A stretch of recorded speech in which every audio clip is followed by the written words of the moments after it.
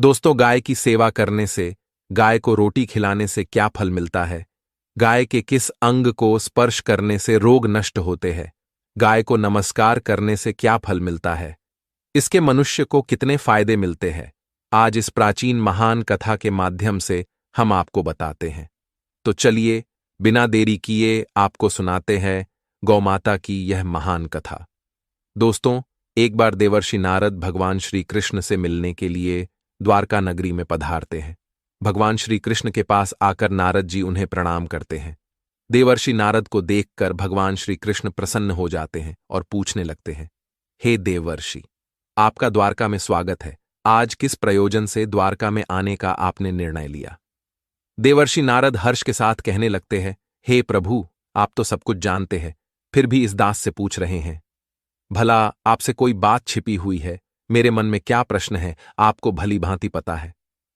भगवान श्री कृष्ण कहते हैं, हे देवर्षि, मैं आपकी द्विधा को जानता हूं और यह भी जानता हूं कि आप समस्त मनुष्य जाति के कल्याण के लिए ही आज यहां पर पधारे हैं।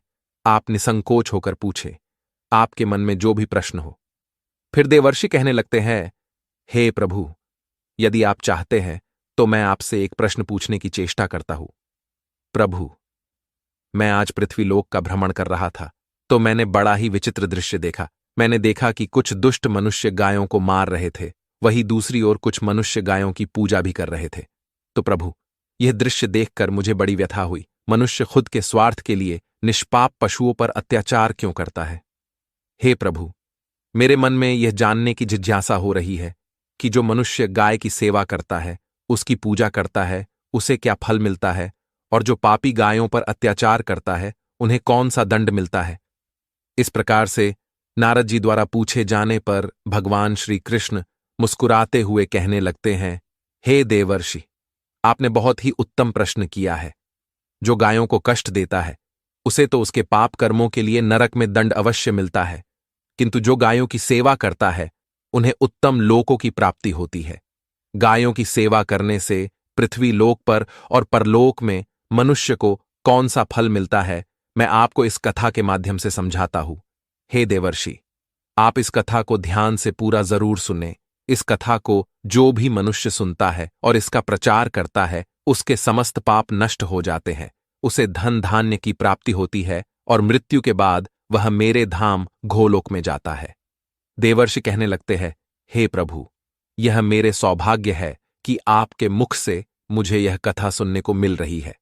मैं इस कथा को ध्यान से पूरा सुनूंगा और इसका प्रचार मनुष्यों में करूंगा। भगवान श्री कृष्ण कहते हैं, हे देवर्षि, प्राचीन काल की बात है। पृथ्वीलोक पर वैवस्वत मनु के वंश में एक दिलीप नाम के राजा हो गए हैं। महाराज दिलीप धर्म का पालन करने वाले, गुणवान, चरित्रवान तथा महापराक्रमी थे। उन्होंने धर्मपूर्वक पृथ्वी का पालन किया और अपनी प्रजा को सदैव ही प्रसन्न रखा। उनकी प्रजा सदैव उनसे संतुष्ट रहती थी।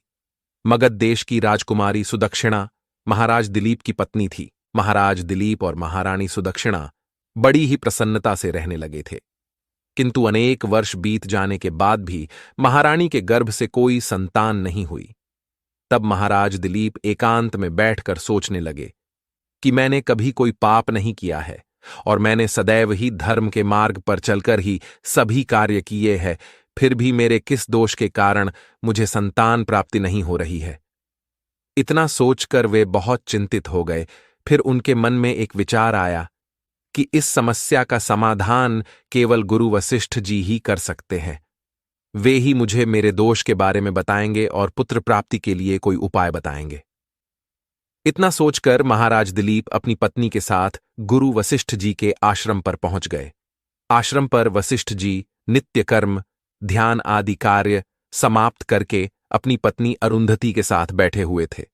उसी समय महाराज दिलीप रानी के साथ उनके पास जाते हैं और उनका दर्शन करते हैं। वशिष्ठ जी ने महाराज दिलीप का स्वागत किया और उनकी पत्नी अरुंधति ने महारानी का स्वागत किया और उनका कुशल मंगल पूछते हुए उन्हें आशीर्वाद दिया। वशिष्ठ जी महाराज दिलीप से कहने लगे, हे राजन, सब कुशल मंगल तो है ना? आप और महारानी का आज अचानक वन में मेरी कुटियाओं में पधारने का क्या प्रयोजन है? किस कारण से एक महान सम्राट को अपना राजपाट छोड़कर इस वन में आना पड़ा? इक्ष्वाकु कुल के सभी राजा महाराज पुत्र उत्पन्न करके उन्हें अपना राज्य सौंपकर तपस्या करने के लिए वन में आते हैं। किंतु आप अभी भी जवान हैं। आपने अभी अभी राज्य का कार्यभार संभाला है।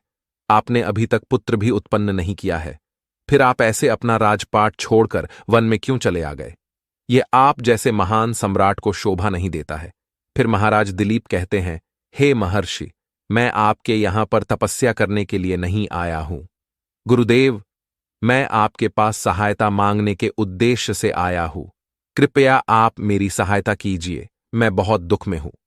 फिर महर्षि अगस्त्य कहते हैं, हे राजन, आपके जैसे महान सम्राट को भला किस बात की सहायता चाहिए? आप तो स्वयं सभी की रक्षा एवं सहायता करने में सक्षम हैं।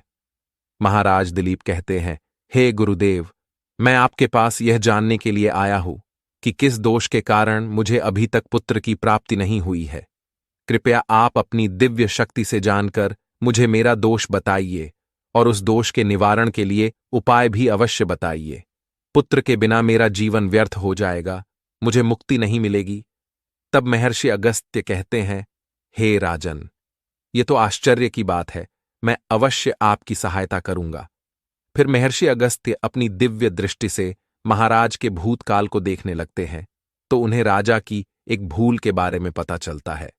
महर्षि अगस्त्य महाराज से कहते हैं, हे राजन, आपसे एक बड़ी भूल हुई है जिसका आपको ज्ञान नहीं है। जब आप इंद्रलोक में देवराज से मिलकर लौट रहे थे, तभी मार्ग में एक कल्प वृक्ष के नीचे खड़ी गाय और उसके बछड़े को आपने दुर्लक्ष्य कर दिया था। वह गाय और उसका बछड़ा अत्यंत भूखे और कष्ट में थे। आपने उस कामधेनु गाय को ना भोजन कराया और ना ही उसे नमस्कार किया। उस गाय ने आपसे सहायता भी मांगी, किंतु आप अपनी प्रसन्नता में खोए हुए थे और आपको उस गाय की पुकार भी सुनाई नहीं दी। आपकी कृतज्ञता को देखकर वह गाय अत्यंत दुखी हुई और उसने आपको श्राप दे दिया है। हे राजन, जो मनुष्य गाय को कष्ट में देखकर उसकी सहायता नहीं करता, भूखी गौ माता को भोजन नहीं कराता, उसे तो महापाप लगता है और उसी गाय के श्राप के कारण आपकी कोई संतान नहीं है। इस प्रकार से महर्षि अगस्त्य ने महाराज दिलीप को उनके दोष के बारे में बता दिया, जिसे सुनकर महाराज बहुत दुखी हुए और पश्चाताप करते हुए कहने लगे, हाय, ये मैंने क्या कर दिया? मुझ पर धिक्कार है। मेरी ही मूर्खता के कारण एक गाय को और उसके कोमल बछड़े को इतना दुख सहन करना पड़ा। मुझे तो अब राजा बने रहने का भी अधिकार नहीं है। महाराज महर्षि अगस्त्य से कहते हैं, हे गुरुदेव, मैं अपनी इस भूल को सुधारना चाहता हूं। कृपया आप ही मुझे कोई उपाय बताइए जिससे मैं इस घोर पाप से मुक्ति पा सकूं। मेरा अपराध क्षमा के योग्य नहीं है, किंतु फिर भी मैं प्रायश्चित करना चाहता हूं। फिर महर्षि अगस्त्य कहने लगते हैं, हे राजन, आप दुखी ना हो, इस दोष से मुक्ति का उपाय अवश्य है। आप मेरे आश्रम की नंदिनी नाम की गाय की सेवा करो। वह उसी कामधेनु गाय की पुत्री है जिसकी आपने सहायता नहीं की थी। अपनी पत्नी के साथ मिलकर तुम उस गाय की सेवा करो, उसकी आराधना करो, वह तुम्हें अवश्य पुत्र प्रदान करेगी। तभी वह नंदिनी गाय बाहर से उस आश्रम में प्रवेश करती है। उस गाय को आता देखकर महर्षि अगस्त्य बोले, हे राजन, देखिए, केवल स्मरण करने मात्र से ही कल्याण करने वाली यह नंदिनी गाय स्वयं चलकर आई है। आप भाग्यशाली हैं, यह गाय निश्चित ही आपके दुख दूर करेगी। आप वन में इस नंदिनी गाय के पीछे पीछे चलकर इसकी सेवा करो, जंगल में रहने वाले हिंस्र पशुओं से इसकी रक्षा करो और आश्रम में लौट आने पर रानी सुदक्षिणा इस गाय की सेवा करे। इससे प्रसन्न होकर यह गाय तुम्हें निश्चित ही पुत्र प्रदान करेगी। फिर महाराज दिलीप ने ऐसा ही करने का वचन दिया और फिर दूसरे दिन सुबह महारानी ने गाय की पूजा की और महाराज उस गाय को चराने के लिए वन में लेकर गए। जब वह गाय चलने लगती तो महाराज उसके पीछे पीछे चलते, इधर उधर से हरी हरी घास लाकर उस गाय को खिलाने लगते। जब वह गाय किसी वृक्ष के नीचे बैठती तो महाराज भी उसके साथ बैठकर विश्राम करते। महाराज उस गाय के शरीर से डांस और मच्छरों को हटाते और अपने हाथों से उसके मस्तक को सहलाते। इस प्रकार से महाराज उस गाय की सेवा में लगे रहे। जब शाम हुई तो महाराज उस गाय के साथ आश्रम में लौट आए। आश्रम में पहुंचते ही उस गाय ने अपने खुरों से महाराज पर धूल उड़ाई, जिससे महाराज का शरीर पवित्र हो गया और उसके सभी पाप नष्ट हो गए। फिर महारानी सुदक्षिणा ने आगे आकर नंदिनी की अगवानी की और विधिपूर्वक उस गाय का पूजन किया तथा बारंबार उसके चरणों में मस्तक झुकाया। फिर उस गाय की प्रदक्षिणा करके हाथ जोड़कर वह उसके आगे खड़ी हो गई। फिर उस गाय ने उस रानी की पूजा को स्वीकार किया और रानी पर अपनी दृष्टि डालकर उसके सभी दोष समाप्त कर दिए। गाय की दृष्टि पड़ते ही रानी अत्यंत पवित्र हो गई। इस प्रकार से महाराज दिलीप को उस नंदिनी गाय की सेवा करते हुए 20 दिन बीत गए। फिर 21वें दिन महाराज जब गाय को लेकर वन चले गए तो वह गाय चरते चरते हिमालय पर्वत पर चली गई और महाराज भी उसके पीछे पीछे चले गए। वहां उस पर्वत पर खड़े होकर महाराज उस हिमालय पर्वत की सुंदरता को निहार रहे थे। इतने में ही एक शेर ने आकर उस नंदिनी गाय को बलपूर्वक दबोच लिया। राजा को उस शेर के आने की आहट तक नहीं हुई। उस शेर के चंगुल में फंसी नंदिनी ने दयनीय स्वर से बड़े जोर से चीत्कार किया, हे महाराज मेरी रक्षा करो, हे महाराज मेरी रक्षा करो। जैसे ही महाराज ने उस गाय की पुकार सुनी तो उन्होंने देखा कि एक भयंकर शेर ने उस गाय को दबोच लिया है और उस गाय की आंखों से आंसुओं की धारा बह रही है, जिसे देखकर महाराज व्यथित हो उठे और उन्होंने तुरंत ही अपना बाण निकाला और धनुष की डोरी पर रखा और उस शेर को मारने के लिए प्रत्यंचा खिंची। उसी समय उस शेर ने महाराज की तरफ देखा। उस शेर की दृष्टि पड़ते ही महाराज का शरीर स्तब्ध हो गया, उनकी शक्ति क्षीण हो गई, उनका सारा बल नष्ट हो गया। अब उनके अंदर उस बाण को छोड़ने की भी शक्ति नहीं रही। फिर वह शेर उस महाराज से बोलने लगा, हे राजन, मेरे ऊपर प्रहार करना तुम्हारे बस की बात नहीं है, क्योंकि भगवान शिव मेरी ही पीठ पर पैर रखकर नंदी पर बैठते हैं। इसीलिए तुम मुझे मारने की चेष्टा मत करो और यहां से लौट जाओ। विधाता ने इस गाय को आज मेरा ग्रास नियुक्त किया है, इसीलिए तुम इसमें दखल मत दो। मैं जानता हूं तुम सूर्यवंश में जन्मे हुए राजा दिलीप हो। इस हिमालय पर्वत पर भगवान शिव की बड़ी माया फैली हुई है, इसीलिए तुम तुरंत ही यहां से निकल जाओ। फिर महाराज बोलने लगे, हे मृगराज, कृपया आप इस गाय को ना मारे। यह महर्षि वशिष्ठ जी की संपूर्ण मनोरथों को पूर्ण करने वाली नंदिनी गाय है। इसकी हत्या करने पर तुम्हें महापाप लगेगा। गुरुदेव ने मुझे इस गाय की रक्षा और सेवा करने का आदेश दिया है। इस गाय का एक बछड़ा भी है जो घर पर इसकी राह देख रहा है। मैं इस गाय को मरने के लिए छोड़कर नहीं जा सकता। तुम भगवान शिव के सेवक हो, इसीलिए तुम्हारे हाथ से इस गाय को छुड़ाना मेरे लिए असंभव है। इसीलिए हे मृगराज, मेरी आपसे विनती है कि आप इस गाय को जीवनदान दो। इस गाय के बदले में मैं तुम्हें अपना शरीर समर्पित करता हूं, जिससे तुम्हारी भूख भी शांत हो जाएगी और इस गाय की रक्षा भी हो जाएगी और मेरे वचन का पालन भी हो जाएगा। साथ ही गौ रक्षा के लिए प्राण त्यागने से मुझे उत्तम गति की प्राप्ति होगी। इतना कहकर महाराज उस शेर के सामने हाथ जोड़कर बैठ गए और आंखें बंद की। फिर अचानक से उस राजा के कानों में स्वर पड़े, बेटा उठो, मैं तुम्हारी सेवा से अत्यंत प्रसन्न हूं। यह सुनकर महाराज उठ खड़े हुए और उन्होंने अपने सामने उस गाय को देखा और वह शेर कहीं दिखाई नहीं दे रहा था। तब वह नंदिनी गाय राजा दिलीप से कहने लगी, हे राजन, मैंने ही अपनी माया से शेर का रूप धारण करके तुम्हारी परीक्षा ली है। यमराज भी मुझे पकड़ने का विचार नहीं कर सकते। मेरी रक्षा के लिए तुम अपने प्राण देने के लिए तैयार थे, इसीलिए मैं तुम पर बहुत प्रसन्न हूं। अब तुम मुझे वरदान मांगो, जो तुम्हारी मनोकामना है वह कहो, मैं अवश्य पूर्ण करूंगी। महाराज दिलीप कहते हैं, हे गौ माता, मेरे मन में जो इच्छा है आप वह अवश्य जानती होंगी। कृपया मुझे पुत्र प्रदान कीजिए, मेरी यही कामना है। फिर उस नंदिनी गाय ने कहा, हे बेटा, तुम पत्ते के द्रोण में मेरा दूध लेकर उसका पान करो, इससे तुम्हें अत्यंत बुद्धिमान और गुणवान पुत्र की प्राप्ति होगी। महाराज दिलीप कहने लगे, हे माता, इस समय पर मैं आपके मधुर वचन सुनकर ही तृप्त हो चुका हूं।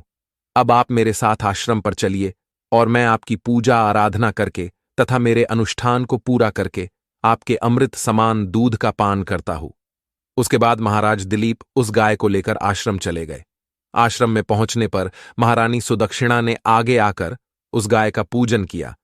तब उस गाय ने कहा, हे महारानी, आप मेरी पीठ को स्पर्श करें, इससे आपको अत्यंत गुणवान, बलवान और विद्वान पुत्र की प्राप्ति होगी। फिर महारानी ने गाय की पीठ को स्पर्श किया। महाराज और महारानी ने उस गाय की विधिवत पूजा आराधना की और उनके अमृत के समान दूध को प्रसाद समझकर ग्रहण किया। उन दोनों की प्रसन्नता देखकर महर्षि वशिष्ठ कहने लगे, हे राजन, अब यह गाय तुम दोनों पर प्रसन्न है, तुम्हारी मनोकामना अवश्य पूर्ण होगी। जो भी मनुष्य गाय की सेवा करता है, उसे भोजन कराता है, उसकी प्रदक्षिणा करता है, उसके सभी मनोरथ सफल होते हैं। जो भी गाय की रक्षा करता है, उसकी कभी दुर्गति नहीं होती है। मृत्यु के बाद वह गोलोक में जाता है और भगवान श्री कृष्ण के साक्षात दर्शन करने का सौभाग्य उसे प्राप्त होता है। जो श्रद्धापूर्वक गाय का दूध पीता है, वह सभी रोगों से दूर रहता है। जो गाय की पीठ पर जो कूबड़ होता है, उसे स्पर्श कर लेता है, उसके सभी दोष और पाप नष्ट हो जाते हैं।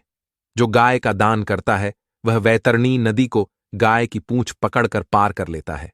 जो स्त्री रोज गाय को रोटी खिलाती है, वह सौभाग्यशाली बन जाती है। गाय समस्त पापों का नाश करने वाली और सभी मनोरथों को पूर्ण करने वाली है।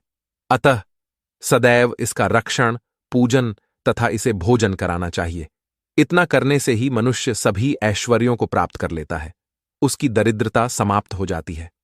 फिर भगवान श्री कृष्ण कहते हैं, हे देवर्षि, इस प्रकार से महाराज दिलीप द्वारा गाय की सेवा करने से उन्हें एक पुत्र की प्राप्ति हुई, जिसका नाम रघु रखा गया, जिसके नाम से इस पृथ्वी पर सूर्यवंश की ख्याति